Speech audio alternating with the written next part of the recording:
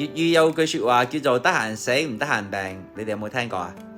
並唔係得字面上高嘅意思啊，佢仲有一個深層嘅意思嘅，就係佢真係唔得閒病，但係佢得閒起嚟佢可能會死嘅。有啲人幾十年都冇病過啦，一病就走咗噶啦。又有啲人辛辛苦苦做工幾十年都冇病過嘅，直到佢退休嗰陣時，啲仔都話：爸爸媽媽，你哋都有上下年紀啦，去做下身體檢查啦。去檢查嘅時候，至發覺自己有一大堆病。喂，本來平時都冇嘅喎，點解檢查嘅時候有呢？個道理一講，你哋就明啦。你哋有冇試過去執一間房啊？間房好亂好亂啊！你哋想大掃除啊？你哋會點做啊？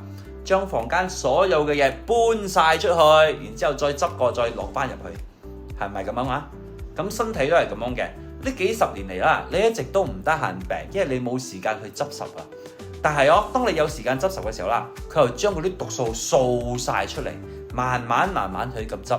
但係呢個時候好奇怪，你就去做咗個身體檢查，所以你咪 check 到周身都係病咯。最搞笑嘅嘢就係你嘅心理本來覺得自己非常之健康嘅，哎呀都冇乜嘢噶啦，然之後你就去醫院做檢查啦。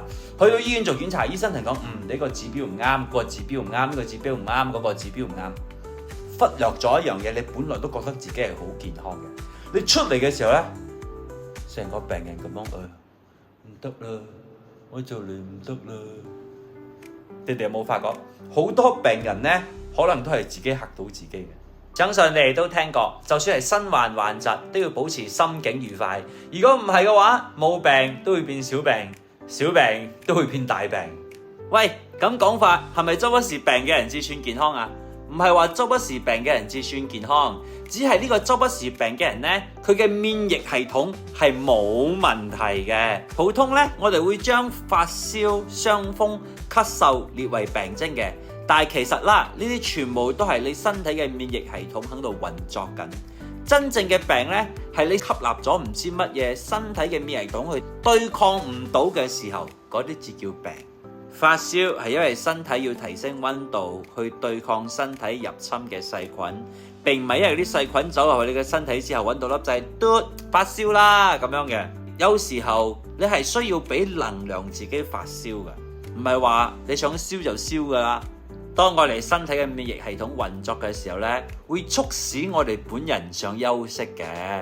但係如果你唔休息嘅話，我自己試諗下會點樣咯？你會唔會抗議啊？係你會唔會抗議啊？